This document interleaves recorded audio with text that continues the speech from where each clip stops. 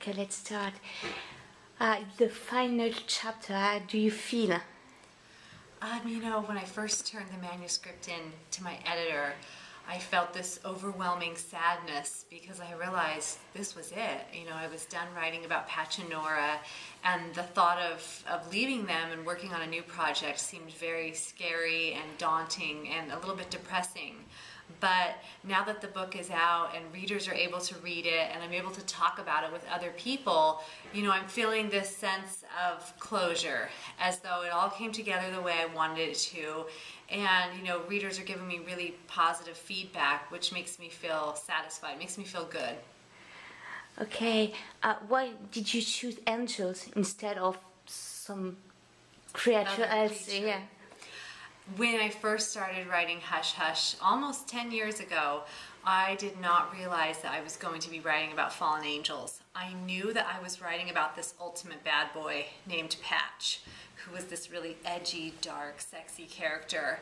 But I kept thinking in my mind, I wanted him to have not always been this bad boy. I wanted him to have been someone really good and moral at some point, and something had caused this change, something had caused him to become this bad boy with a dark, tortured secret.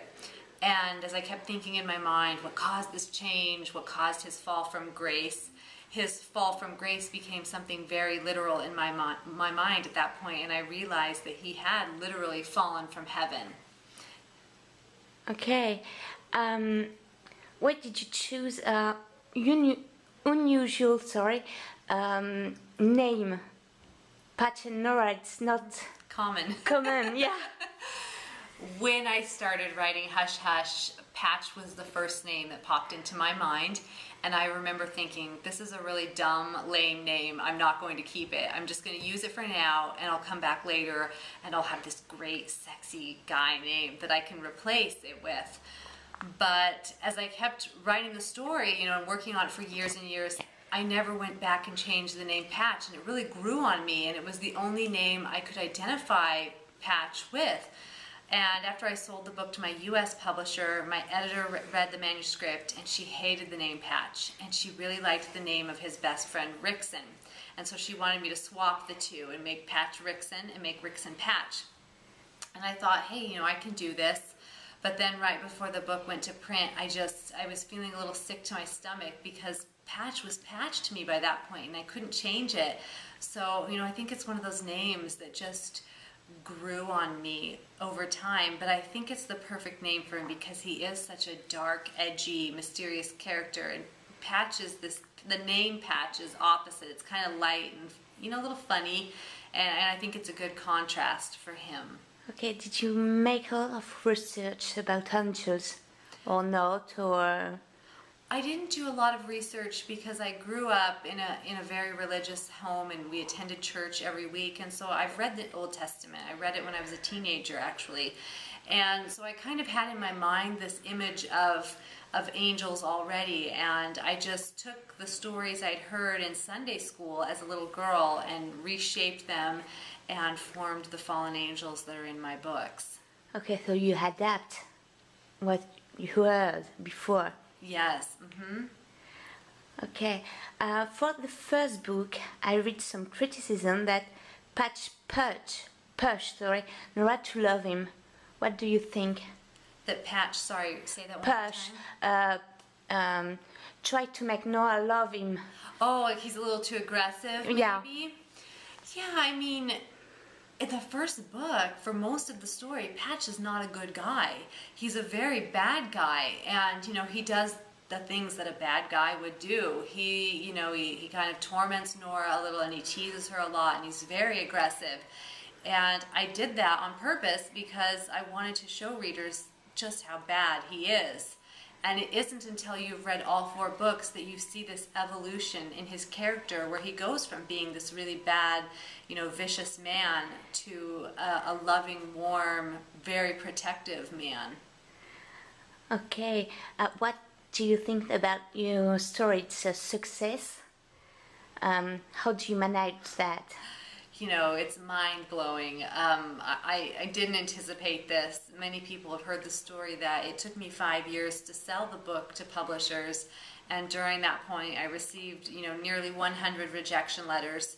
I thought it would take a miracle to get the book published. I never imagined that it would sell anywhere outside of the US. I had never imagined it would become so successful.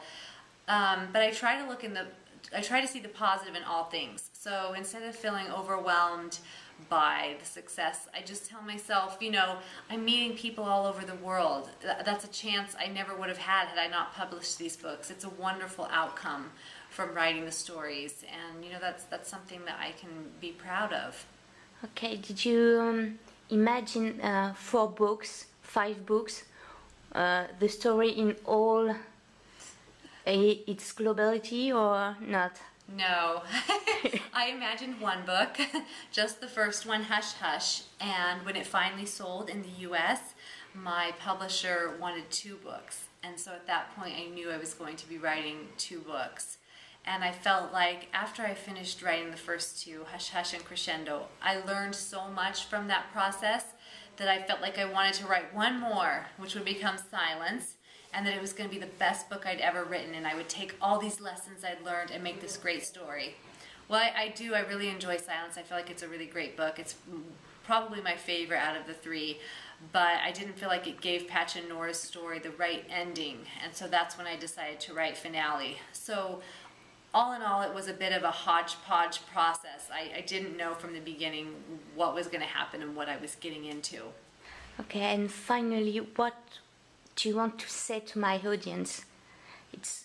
My audience is quite young, more bit under 20. What would you say to them?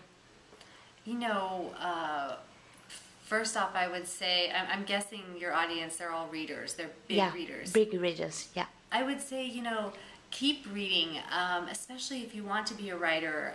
I know there are lots of young people out there who have aspirations of writing a book, and you can't be a writer without being a reader first. You have to read everything you can possibly get your hands on to be a good writer. So if that is a goal of yours, definitely keep writing, keep reading, share your work with other people and get feedback, and read other people's stories so that you can figure out what works and what doesn't.